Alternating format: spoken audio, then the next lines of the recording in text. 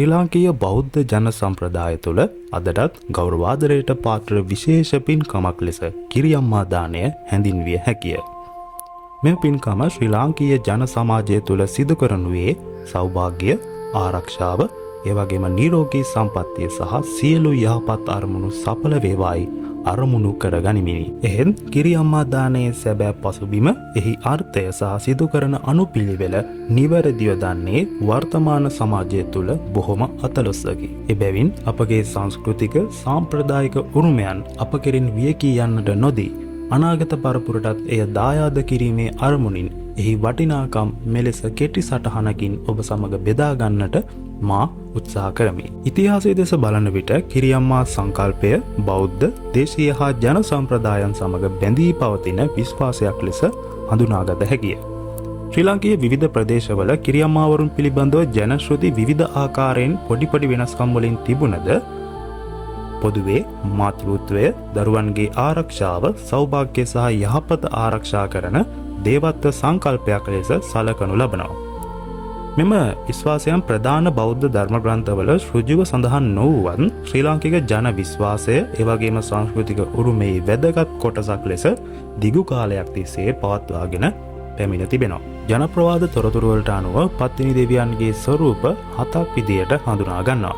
එනම් සිද්ධපත්තිනි, සලඹපත්තිනි, සත්පත්තිනි, අඹපත්තිනි, දේවපත්තිනි, ගිනිපත්තිනි සහ මල්පත්තිනි කියන මේ ස්වරූප 7. ඉතින් මෙම ස්වරූප 7 මුල් කරගෙන තමයි එය නියෝජනය කිරීමේ අරමුණෙන් තමයි සංස්කෘතිකව ඉදිරියට පැමිණ තිබෙන්නේ කිරියම්මා දානයට කිරියම්මාවරුන් 7 දෙනෙක් නියෝජනය කළ යුතු බව.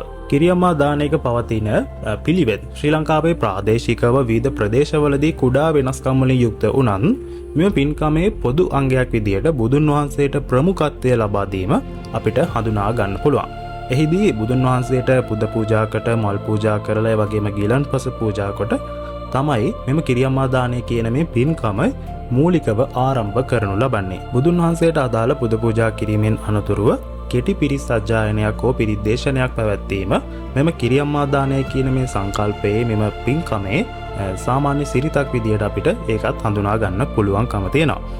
මේ කාරණාවලින් පසුව තමයි කිරියම්මා දානය කියන මේ පින්කම ආරම්භ කිරීම සිද්ධ වන්නේ. නැවුම් එළකිරි හෝ ඉඳුල් නොකළ පොල් කිරි, කැකුළු හාල් හෝ සුදු හාල්, හකුරු සහ සුවඳවත් ද්‍රව්‍ය යොදා සාදන ලද කිරිබත්, ඒ වගේම අනිකුත් කිරි ආහාර, කැවුම්, කිතුල් හකුරු, ඇඹුල් කෙසෙල් මේ විදිහට මේ කිරි දාණයට ඇතුළත් ප්‍රධාන කැවිලි ලෙස අපිට හඳුනා ගන්න පුළුවන්.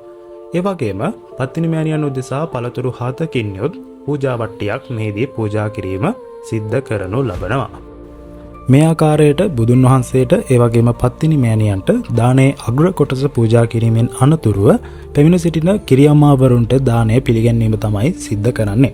එහිදී සෑම කැවිලි වර්ගයකින්ම කැබලි 7 බැගින් සෑම කිරියම්මා කෙනෙකුටම පූජා කිරීම තමයි සිද්ධ වෙන්නේ. ඒ වගේම සූදානම් කරගත් පිරිකර මේ කිරියම්මාවරුන්ට මෙහිදී පූජා කිරීම සිද්ධ කරනු ලබනවා. දානමය කටයුත්තේ අවසානයේ විදිහට දානය සූදානම් කරපු අය, ඒ වගේම එම නිවසේ අදාළ දානය සූදානම් කරපු නිවසේ සියලුම සමාජිකයන්ට ආශිර්වාද කිරීමේ අරමුණින් පත්තිනි මෑණියන් උදෙසා ගායනා කරනු ලබන වන්දනා කවි ස්තෝත්‍ර ආදිය ගායනා කරමින් ආශිර්වාද කිරීම තමයි දානමය කටයුත්තේ අවසානයේ විදිහට කියන්න පුළුවන්කම තියෙන්නේ. කිරියම්මා දානයක පවතින සැබෑ අරුත, විශ්වාසය සහ ආශිර්වාදය රූපයෙන් සහ වචනයෙන් පැහැදිලි කරන්න පුළුවන්කම තියෙන්නේ. මට මෙපමණක් වුණාට එක දෙයක් මතක් කරන්නට කැමතියි.